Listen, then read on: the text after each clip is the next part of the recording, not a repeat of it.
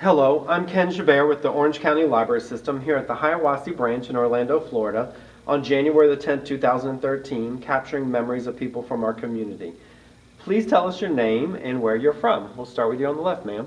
Marilyn Haberkamp. I'm from Mount Prospect, Illinois. And Tim Haberkamp is my mother. We're also from Mount Prospect, Illinois. We moved here in 1966.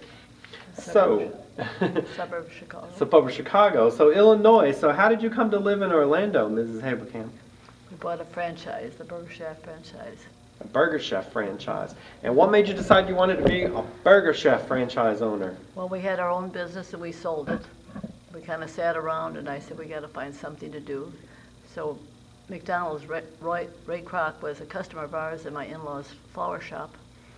And he'd come in there, but we couldn't even get a McDonald's 5 years, and we were ready to move then. So that's how we got the Burger Chef. And how did it come to be that it was Florida as opposed to somewhere else? Well, they had certain places to go, but we picked something that was warm.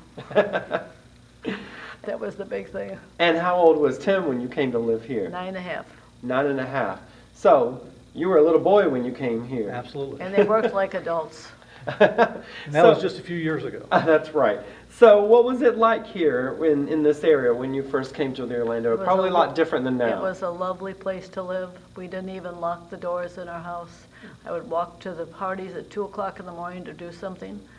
Never would I think anyone ever hurt me. Mm-hmm. So different. And the Burger Chef is located? At 5212 Silver Star Road. And it's still there today, but not Burger Chef, I understand. In 1982, Hardee's bought the Burger Chef system out, and in '83 we switched it to a Hardee's. And that's what it is today. Okay, so it sounds like your family came to run a business, and the business continues in the family today. Yeah. Him and I are the only two left. So how old were you when you went to work at the business, Mr. When we Haberkamp? moved here. When you moved here from the beginning? Yep. I started working there the day before we opened the restaurant. We went in and prepped food the day before we opened. And was the restaurant already built? Was the Yes. building already there? It was brand new. They had, Burger Chef had a franchise for the state, and he basically built the building and had it all set up. And we just hired people, and when we got here 2 days before it opened, and we came in and opened the doors, and There was a line of working there. people in front of that little tiny building. And what would that would have been when? May 24th, 1966. 1966. Which means that you most likely went to school in this area as well. Oh, sure. Right around there. Yep, until 4 years ago, I've lived within a mile of the restaurant my entire life. Wow, Since which we is moved here. the house that you still live in today? 39 years. And that's in the Pine Hills area, right? So, And so what was it like living in Pine Hills back then? wonderful.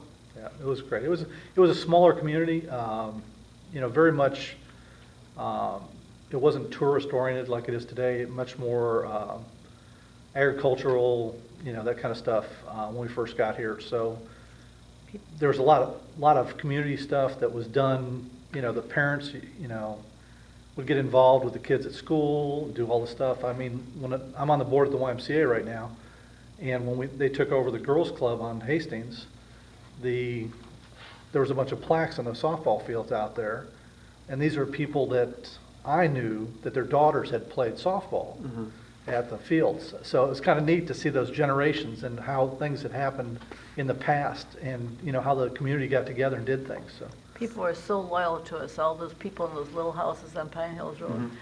The best people in the world, what used to be there. Wonderful. So when you were growing up and going to school at Evans, were you involved in any either athletics or extracurricular school activities? I was in Interact Club, which is like sponsored by Rotary. It's like their school club for that, and I was active in that. And what did the club do? I'm not Well, we familiar did. with that. Well, not as much as I like to think we did, but when you're in school, it was more of a socializing thing when we were in school. But we did a couple of fundraisers and painted the concession stands and things like that. Just tried to do community service projects,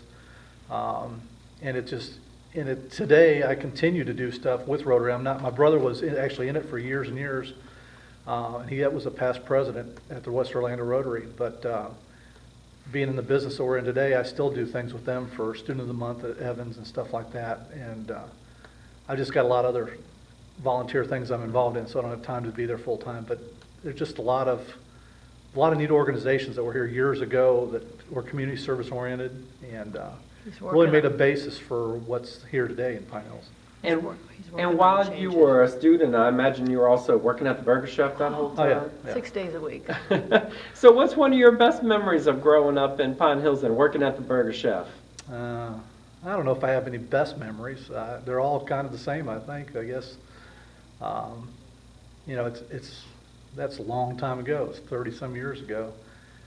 But we, you know, you get to work with your family, you know. And I look back now, I think it's more important to me today than it was then because it was just part of life then. But now I see people that come back that I haven't seen in 30 years, and hey, how you doing? And you know. And it's an opportunity for me to see people that the average person that moves out of town or graduates from high school would never get to do. But because we've been there so long, we continue to do it. A couple of years ago, the class reunion in 1980 invited my mom to their class reunion. So that's kind of cool. So, you know, you saw these kids that I never even went to school because I graduated in 75. But, you know, it's still the kids that worked for us a lot of those kids had brothers and sisters that were in my class, so it was kind of neat. And almost all of them haven't was eaten a a burger fa- made by you or Oh, your yeah. mom, right? It was- Absolutely. The whole area was a nice area. And do you have a particular business or restaurant other than your own, or area of Pine Hills, maybe a park or something that you know no longer exists? You think, oh, I really miss that place. No, I don't know. I don't know about that. How about you, Ms. Haberkamp? No. Is there a place you miss? No. No. I mean, it's just, I guess because being back again, we knew everybody, so you did so many things with so many different groups. I guess probably the thing I miss seeing it, being involved in a lot of the community service stuff today, is I miss the lack of participation in the Little Leagues. When we first got here, we supported 2 Little Leagues, the Pine Hills Little League and the Rolling Hills Little League, for years and years and years, and they're just almost non-existent. Now, Pine Hills isn't even there. And so, you know, they used to have 300-400 kids in there all the time, and they're not even there today. So the field's at Rolling Hills, but nobody even, as far as I know, they're not active in it. And So. currently, you mentioned what local organizations or associations do you belong to? A bunch. A bunch. Can you name a couple of them for me?